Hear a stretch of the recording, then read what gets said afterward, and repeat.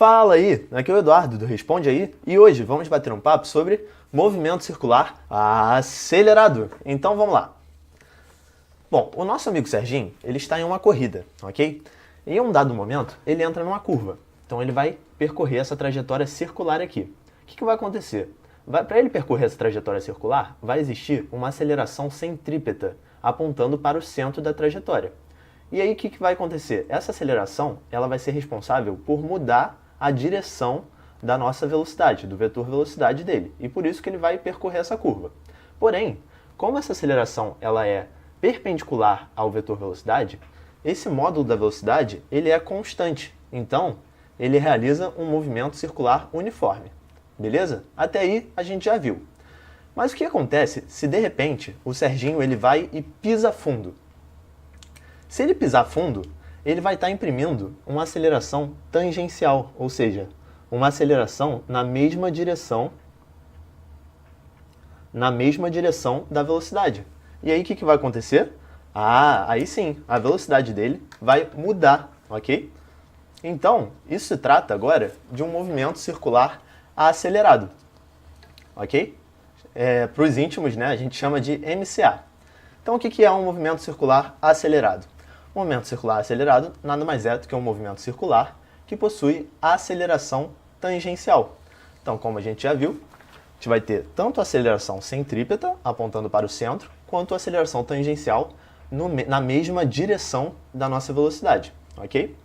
Então, como agora existe uma aceleração tangencial na mesma direção da velocidade, esse módulo da velocidade ele pode aumentar ou diminuir. Mas por que aumenta ou diminui? Então, é porque na verdade a aceleração tangencial ela pode estar tanto no mesmo sentido da velocidade, apontando aqui para o mesmo lado, ou então em sentidos contrários, tá bom? E aí o que vai acontecer? Se ela estiver no mesmo sentido da velocidade, esse cara ele vai ganhando mais e mais velocidade, ou seja, o módulo de V vai aumentando. Mas se a aceleração tangencial estiver no sentido contrário da velocidade, aí vai acontecer o contrário, certo? Esse cara ele vai perder velocidade, ou seja, o módulo de V vai diminuindo, tá bom? Então, vamos falar sobre as acelerações, falar um pouquinho mais sobre as acelerações nesse movimento. Bom, no movimento circular acelerado, a aceleração centrípeta ela continua valendo aquela fórmula, V ao quadrado sobre R, certo? A aceleração centrípeta sempre vale V ao quadrado sobre R. Mas o que vai acontecer de diferente agora? Bom, o que vai acontecer diferente é que como a velocidade desse cara ele vai variar, para ele percorrer a mesma trajetória circular com uma velocidade diferente, a aceleração centrípeta também vai variar, certo? Ele vai precisar de se a velocidade aumentar, ele vai precisar de uma aceleração centrípeta maior para manter ele na mesma direção, na mesma trajetória circular, ok? Ok. Continuando aqui, vamos falar também sobre a aceleração resultante. Aceleração resultante? Por que resultante? Bom, lembra que a gente tinha tanto a aceleração centrípeta quanto uma aceleração tangencial? Então a gente pode calcular a aceleração resultante sobre o corpo, que nada mais é do que a soma dessas acelerações. E lembrando, como eles são vetores, a aceleração resultante vai ser a soma vetorial da aceleração centrípeta mais o vetor da aceleração tangencial, beleza?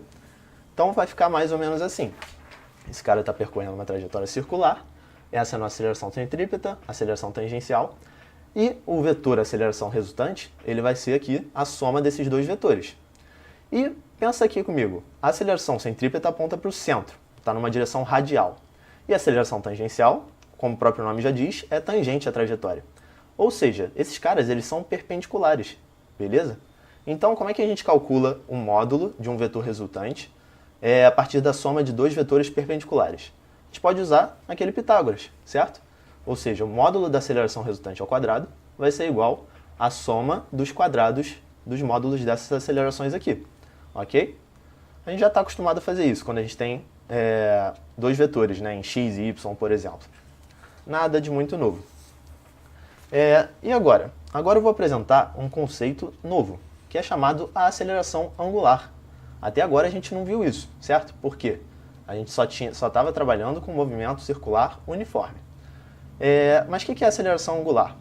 ela nada mais vai ser do que uma taxa de variação da velocidade angular. Lembra a velocidade angular, aquele nosso ômega?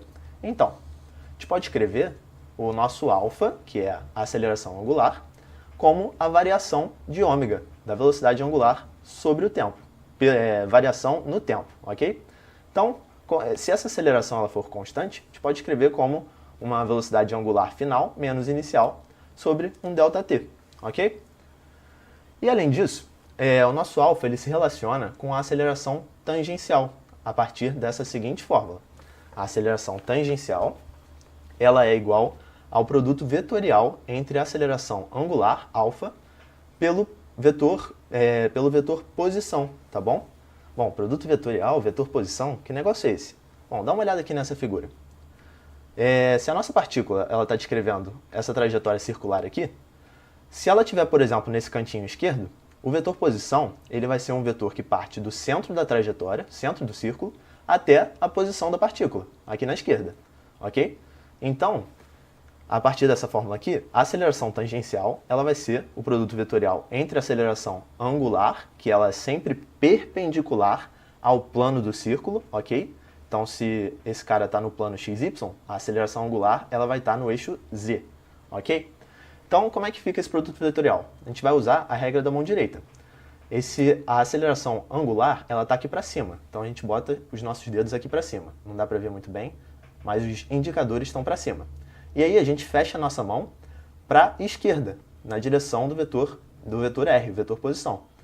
Certo? Então, a gente faz esse movimento e o nosso dedão aponta aqui para trás, na direção da aceleração tangencial. Ok? Bom, e antes de terminar o vídeo, eu quero mostrar também as equações que a gente pode usar trabalhando nesse movimento. Como é que elas são?